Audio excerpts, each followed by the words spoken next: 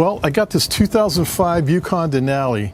It's a 2005 GMC Yukon Denali XL. It's got a 6.0 engine in it. And I've had it for about 3 months and it drives perfect. The other day though, when I stepped on the gas, it wanted to cut out. And when I drove it a little bit, and like if I was going to pass a car, it really hesitated and wanted to cut out. So I don't know the last time this thing got a tune-up. So what I'm going to do is I'm going to change out the spark plugs, I'm going to change out the spark plug wires, I'm going to change the fuel filter. And hopefully that'll fix that. If not, could be the fuel pump.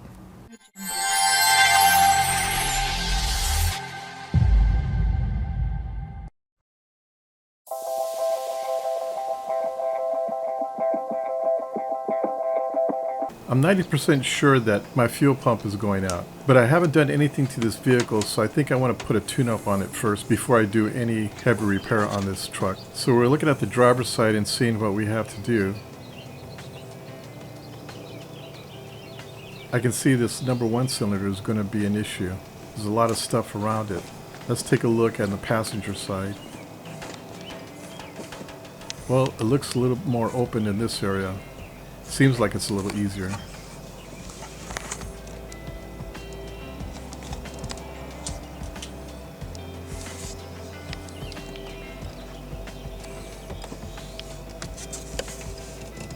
Except for that one back there. Okay, let's see what we're going to need as far as tools.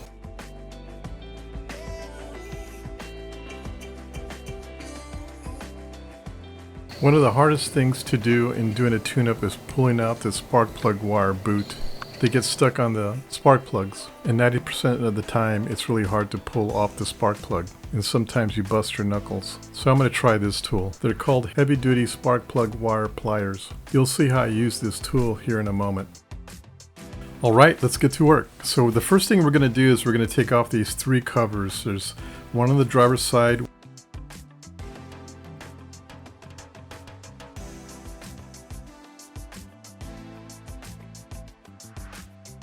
one on the passenger side, and one over on the center. It's held down by 8mm screws.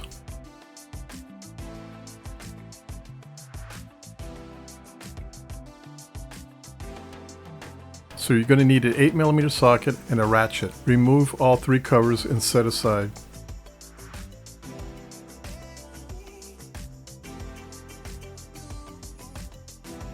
Now that we got the cover off, I like to work on the hardest side first, and that's the driver's side. As you can see where the yellow arrows are at, that's where the coil pack is at. It's a square coil pack is what I have.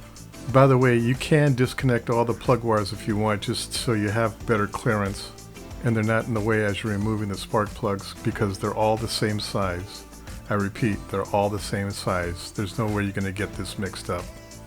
If you look at the lower left of the video there's a red arrow. That's pointed to your number 1 cylinder. This is one of the hard ones. There's 2 of them. You can get your hand in there, but if you have a hand like Andre the Giant, when you're done your hand's going to probably look like hamburger. There's a temp sensor in the way, so you're going to have to unplug it so you have access to pull the boot to remove the spark plug.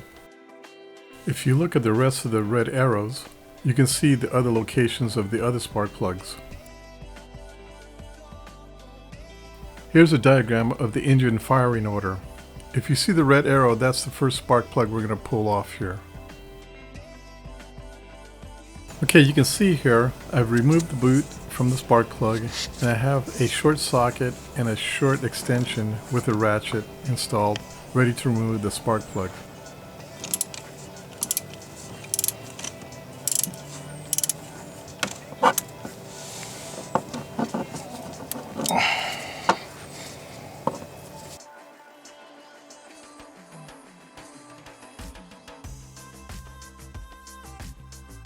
Once you have it loose, go ahead and remove the ratchet by your hand. You can remove it with your hand.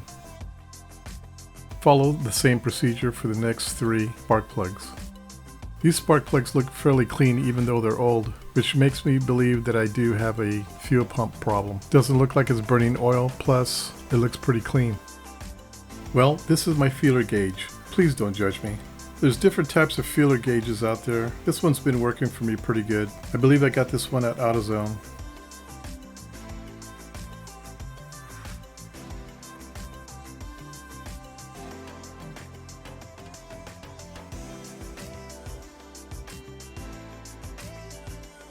When you buy spark plugs now, they say that the gap is set, but I found they're never set. I always double check my spark plugs to make sure that the gap setting is correct. In this engine, it calls out for a gap of 40 thousandths. You can see how far off they are. All you have to do is lightly tap it to close the gap, and then just put it on the feeler gauge to double check to make sure it's correct.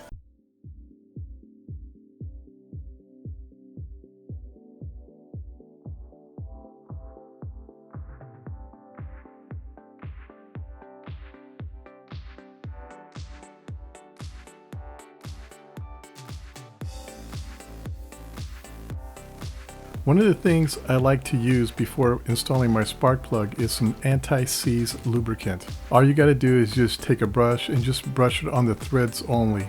Don't get any on the electrode.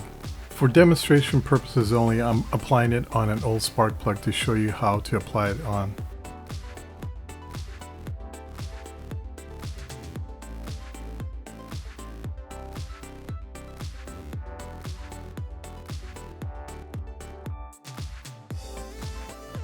Now we're ready to screw in the spark plug.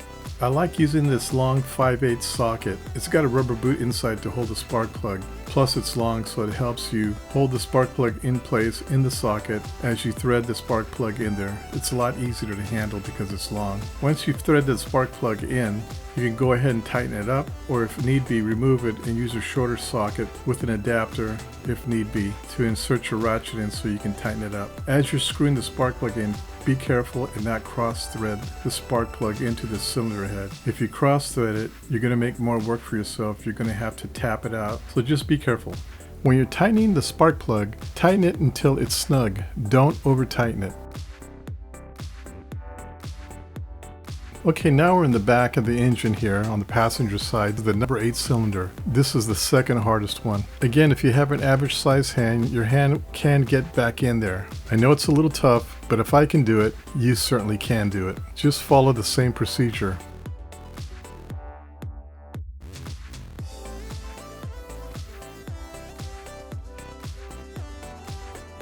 Now we're going to remove the spark plug on the number 1 cylinder, and there's some couple of things you need to know. First of all, there's a lot of stuff around it, but you can still get in there. As you can see in this picture here, you can see the number 1 cylinder. The yellow arrow is pointed to the spark plug on the number 1 cylinder. The red arrow is showing you an engine temp sensor. You're going to have to unplug this wire, and I'll show you here in a second. Okay, what I'm trying to do here is to give you a close-up of what you're having to deal with. From the right side, my hand is coming in. You can see me wiggling the wire there.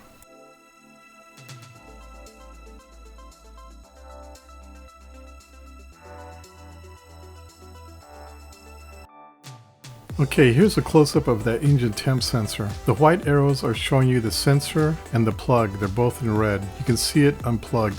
The red arrow is the clip that's on the plug that you have to loosen to remove the plug. You can see it's broken.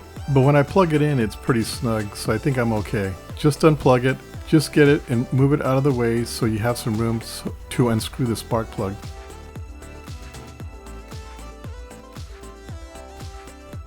Okay, to help you visualize to see what's going on here, the green line is the socket. The socket is already in there and it's the direction of how this spark plug goes in. The red is the ratchet. You'll see it here, everything moving all at once.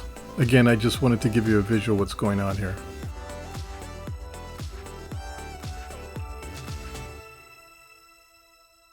Okay, now that we got all the spark plugs in, now we're going to prep our spark plug wires. Like I told you, they're all the same size, so there's no way you can make a mistake putting the wrong wire in or the wrong sequence. One of the first things we're going to do to prep this is you're going to need a brush and some dielectric grease. I'm starting to see companies adding this into their package so you can use some, so you don't have to buy any. But I got a little bit of extra anyway. This only cost me $1. What you're going to do is take a little bit, put it on the brush, and then brush it inside your spark plug wires on the inside. What this does is prevent your boot from getting stuck into the spark plug or your coil. So the next time if you ever have to take it out, it's really easy to take out. So just brush it in really good. You can't have too much of this stuff on there. A large tube will run you about $6 to $8, but I don't need much and I think I'll be okay. Once you've got them all lubricated up on both ends, go ahead and install them into your spark plug and into your coil. It's that easy. We're on the home stretch now.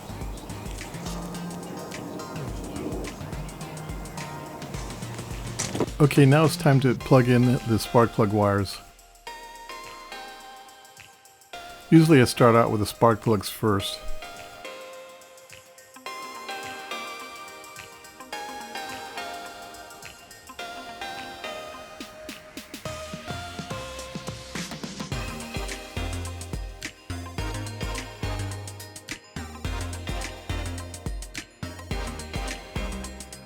Once I've got that side in, then I plug it into the coil.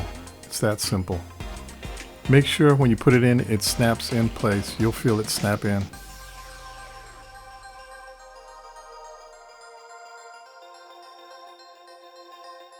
Besides the number 1 being a hard one to do, I wanted to show you the number 8 cylinder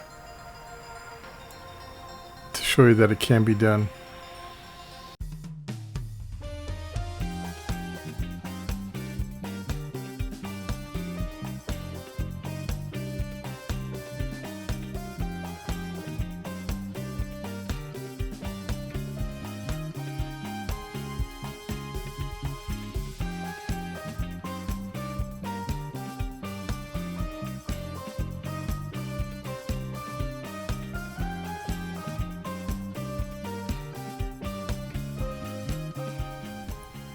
Well, looks like we got everything in.